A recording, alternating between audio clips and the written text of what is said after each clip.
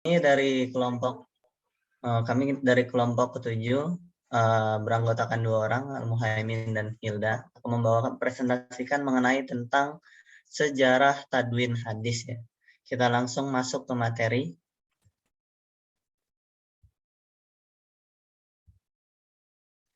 Tadwin hadis. Tadwin hadis berarti pembukuan atau kodifikasi hadis Rasulullah SAW. Meliputi apa saja proses penulisan hadis atau kitab al-hadis atau tadwin hadis. Setelah tadwin hadis ini ada sejak pada masa Rasulullah SAW, bahkan ia memberi perintah kepada para sahabatnya untuk menulis hadis dan menyebarkannya. Dalam sini perlu kita pahami bahwasanya nanti ada bertentangan dengan hadis yang melarang penulisan hadis pada zaman Rasulullah SAW. Maka karena itu perlu diperhatikan dan disimak seksama ya.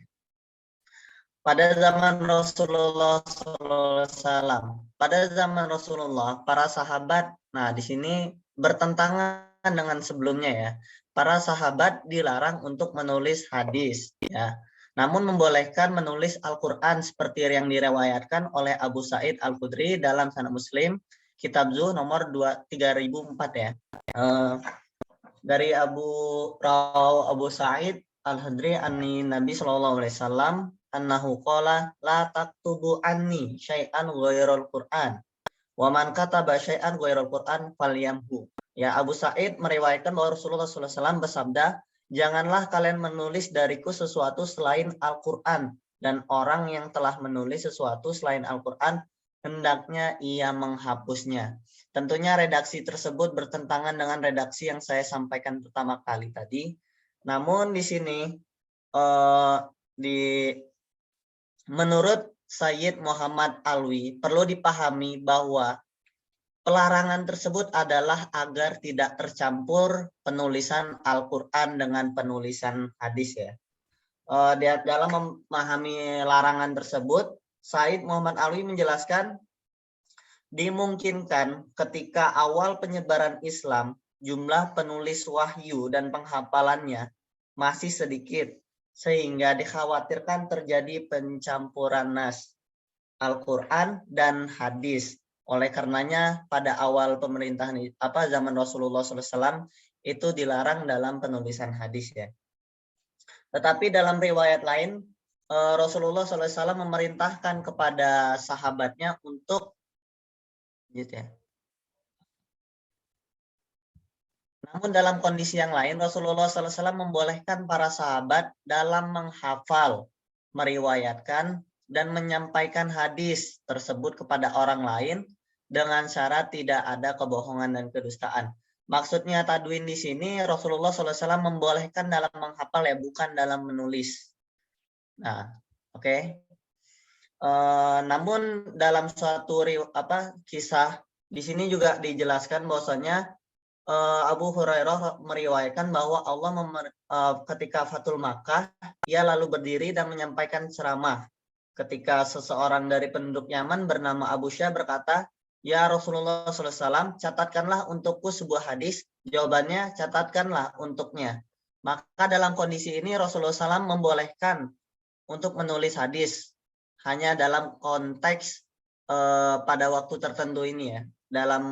Dari rujukan yang saya baca hanya dalam riwayat ini atau hanya contohnya ini ya yang dibolehkan Rasulullah SAW. Kemudian lanjut ke konteks ke slide selanjutnya. Adapun tadwin hadis secara umum terdapat di antara sahabat yang meriwayatkan hadis Rasulullah SAW. Ini adalah beberapa sahabat yang meriwayatkan hadis ya, bukan mentadwin atau menulis, membukukan hadis. Di antara mereka ada Abu Hurairah yang meriwayatkan 5.370 hadis, kemudian Imam Syafi'i, kemudian juga ada Abdullah bin Umar dan lain sebagainya ya.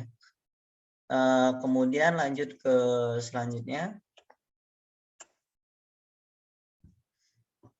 Selanjutnya saya berikan kesempatan untuk teman saya Hilda, waktu dan tempat saya persilakan.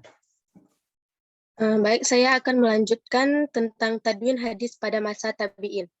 Dikarenakan berbagai faktor seperti telah meninggalnya para sahabat, maka sejak saat itu penulisan hadis menjadi perhatian utama Amirul Mukminin Umar bin Abdul Aziz, penguasa dinasti Umayyah, memerintahkan para pejabat pemerintahnya untuk mengumpulkan hadis dan tercatat dalam Sahih Bukhari. Dari hal tersebutlah para ulama yang dipelopori oleh Imam Muhammad bin Syihab al-Zuhri menulis dan mengumpulkan hadis-hadis Rasulullah SAW dan diikuti dengan ulama lainnya. Maksud di sini ialah ketika pada masa tabi'in, satu persatu penghafal hadis itu meninggal dunia, baik dalam peperangan maupun faktor lainnya. Meluasnya daerah kekuasaan Islam juga membuat para penghafal hadis terpencar-pencar ke berbagai wilayah. Kondisi itu mengundang keprihatinan Umar bin Abdul Aziz. Umar bin Abdul Aziz ini adalah seorang penguasa dinasti Umayyah.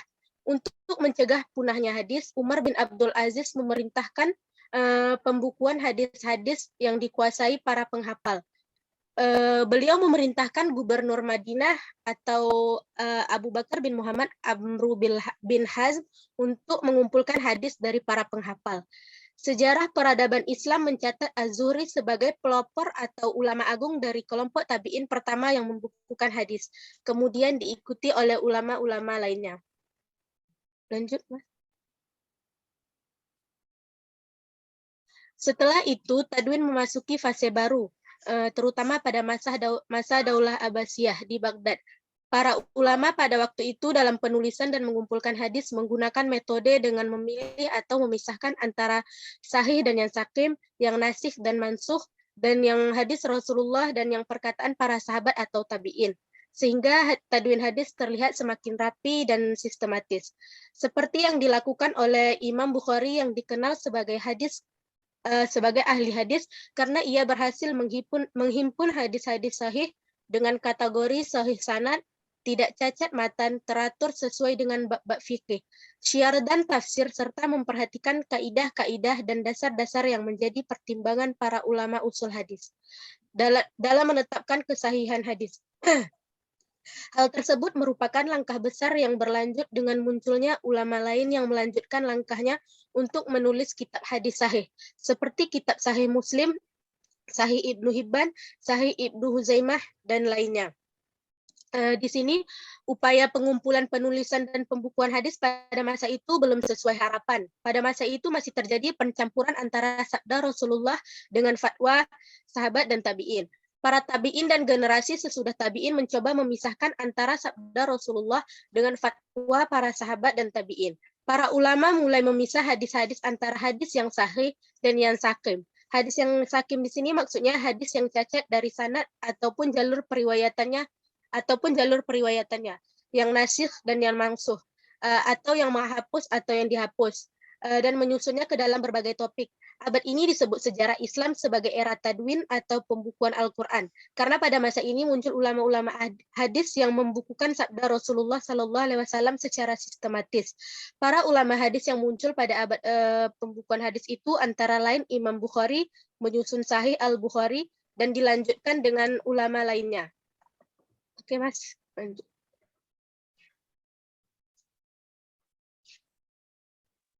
Mengenal tahun para rawi. Di sini mungkin bisa kita baca di buku satu-satu, karena ini terlalu panjang gitu.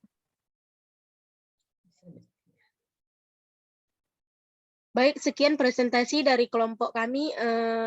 Apabila ada yang ingin ditanyakan, dipersilahkan.